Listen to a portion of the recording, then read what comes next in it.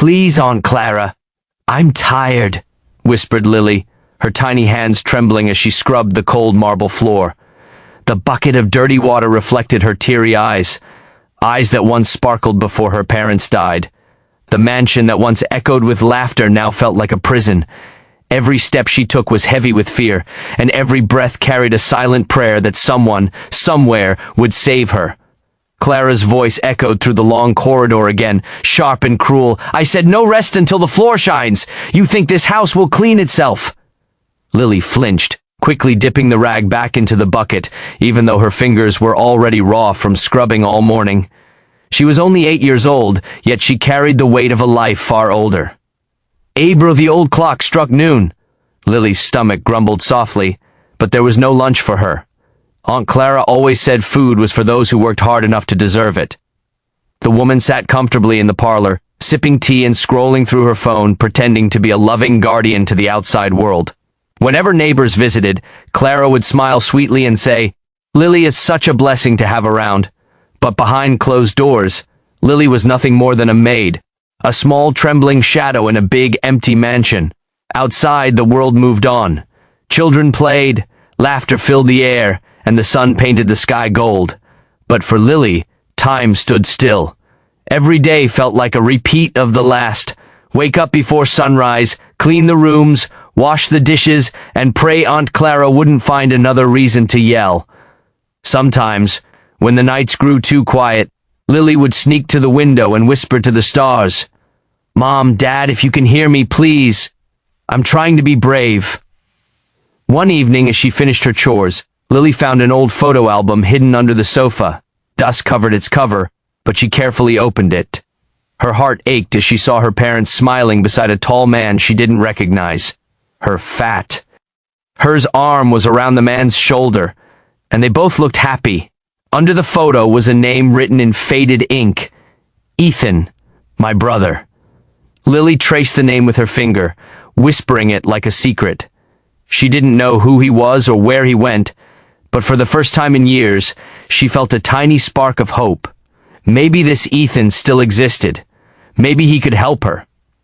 At night, Clara caught her looking at the album and snatched it away. Don't go snooping where you don't belong, she snapped, tossing the book into a box. Lily lowered her head, blinking back tears. Clara never allowed her to talk about her parents or ask questions. Forget the past, she'd always say. It's just you and me now, and you'd better learn to obey. Lily whispered softly, Yes, Aunt Clara. But deep down she promised herself that she'd never stop remembering. Far away, miles from the gloomy mansion, a man drove along a quiet road. The sun dipped low, casting an orange glow over the fields. His name was Ethan Rivers, a successful businessman known for his kindness and generosity. Yet, behind his calm smile, his heart carried guilt. He hadn't seen his brother in over 10 years. Work had taken him abroad, and one missed call turned into years of silence. Then, one morning, a letter arrived, an old envelope containing a photo of a little girl who looked strikingly familiar. On the back, written in shaky handwriting, were the words, This is Lily, your brother's daughter. She needs you. Ethan couldn't believe it. His brother was gone, and he hadn't even known. He immediately canceled his meetings, packed his bags, and boarded the next flight home. As he drove now, he replayed memories of their childhood, the promises they made to always look out for each other, the laughter they shared before life pulled them apart. And now, all that was left was a child, his niece, living under the care of someone he'd never met. Back at the mansion, the day had grown darker. Lily sat alone in the kitchen, too tired to move. Her hands ached, her back hurt, but she knew better than to rest before finishing her chores. Clara's friends had come over earlier, and the woman had ordered Lily to serve tea and biscuits, warning her not to embarrass her. One of the guests, an older lady, had noticed Lily's bruised wrist and asked softly, Sweetheart, are you all right? Before Lily could answer, Clara laughed it off. Oh, she's just clumsy, always running into things. The women chuckled, and Lily forced a smile, holding back tears. No one saw through Clara's lies. Later that night, when Clara went to bed, Lily sneaked outside to the garden. The wind was cold, but she didn't mind. She sat on the old stone bench, hugging her knees. "I wish someone would come for me," she whispered. "Anyone." She didn't know that, at that very moment, Ethan's car was only a few towns away, speeding through the night. The next morning, Clara woke Lily up before dawn. "Up! The floors aren't done, and my guests are coming again tonight." Lily stumbled out of bed, rubbing her eyes. "But Aunt Clara, I finished them yesterday." "Are you arguing with me now?" Clara barked. Lily shook her head quickly, picking up the mop. Every time she tried to rest, Clara found more work for her. Folding laundry, polishing furniture, scrubbing walls, the list never ended. Her little body was exhausted, but her spirit refused to break. Somewhere deep inside, she believed her parents were watching her, proud of how strong she tried to be. By noon, Lily could barely stand. She leaned against the wall, her breathing shallow.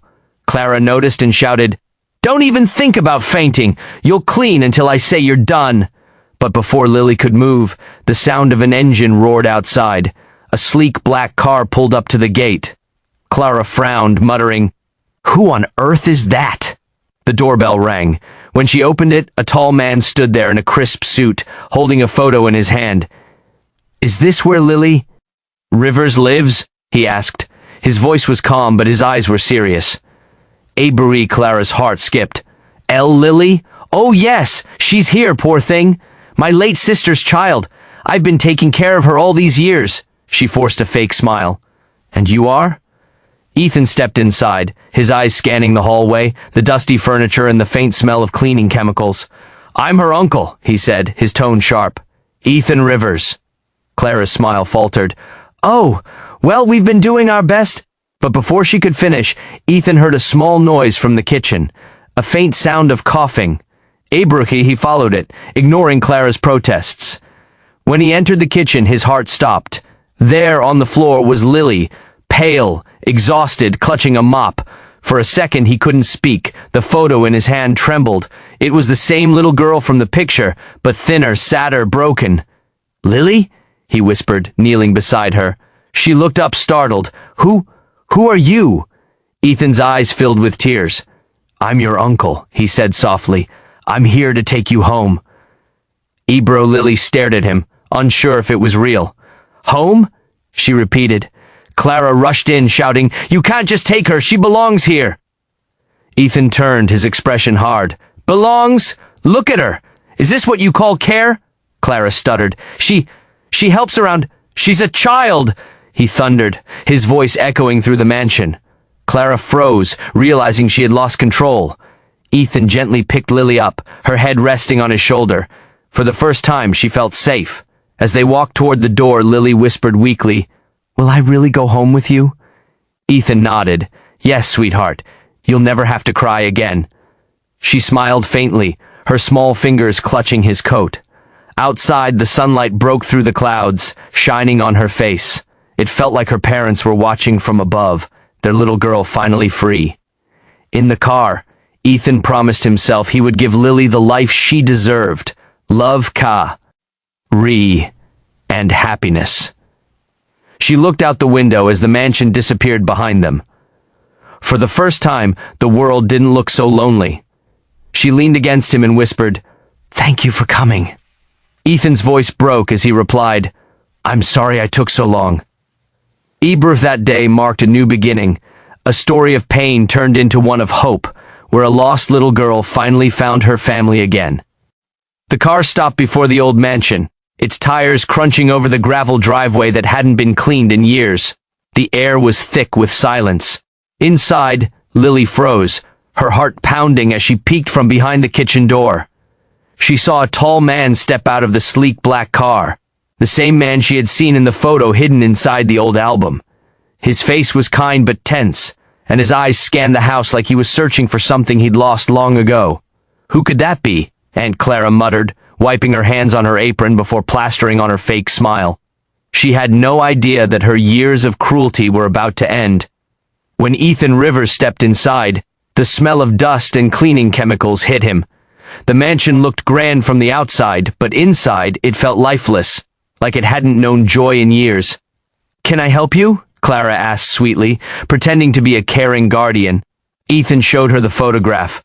the one with his brother and a little girl. I'm looking for Lily Rivers, he said, his tone calm but firm. Clara's fake smile faltered for a second. Oh, Lily. Yes, of course. Poor thing. I've been taking care of her ever since my dear sister passed. Such a difficult child, but we manage. She tried to laugh it off, but Ethan's sharp eyes caught the nervous twitch in her hands. Avery, may I see her? He asked. Of course, Clara said quickly, turning toward the kitchen. Lily, she called, her voice suddenly sugary sweet. Come out, dear, someone's here to see you. There was no reply. After a moment, Ethan walked past her, following a faint sound, a soft cough from the corner of the kitchen. And there she was, a tiny girl with tangled hair and bruised hands, sitting on the cold floor beside a half-filled bucket. Her eyes widened when she saw him, and the rag slipped from her trembling fingers. Ethan's chest tightened. The sight of her broke him. This was his brother's child, his niece, and she looked like she hadn't been loved in years. Lily? He whispered, his voice shaking. The name felt heavy on his tongue, like it had been waiting too long to be spoken. She looked at him with confusion and fear, unsure if she was dreaming. Who are you? She asked softly. He knelt down beside her, his heart pounding. I'm Ethan, he said, your father's brother. Her lips parted, eyes filling with tears. She remembered that name, the name written in faded ink beneath the photograph she once found. Uncle Ethan? She whispered. Before he could answer, Clara stepped forward quickly. She's been lazy and stubborn, she said sharply, always pretending to be weak to avoid her chores. But the moment Ethan looked up at her, she froze. His glare was cold and full of disbelief. Chores? He said slowly, standing to his full height. She's a child. Look at her hands. He gently took Lily's small hands in his own. They were red, blistered, and trembling. You call this care? Clara stammered. I was only trying to teach her responsibility. But Ethan wasn't listening anymore. He bent down, lifted Lily into his arms as if she were made of glass, and said quietly, You're coming home with me. Lily's arms wrapped weakly around his neck. She didn't know what home meant anymore, but the way he held her, safe, gentle, warm, told her it wasn't another lie.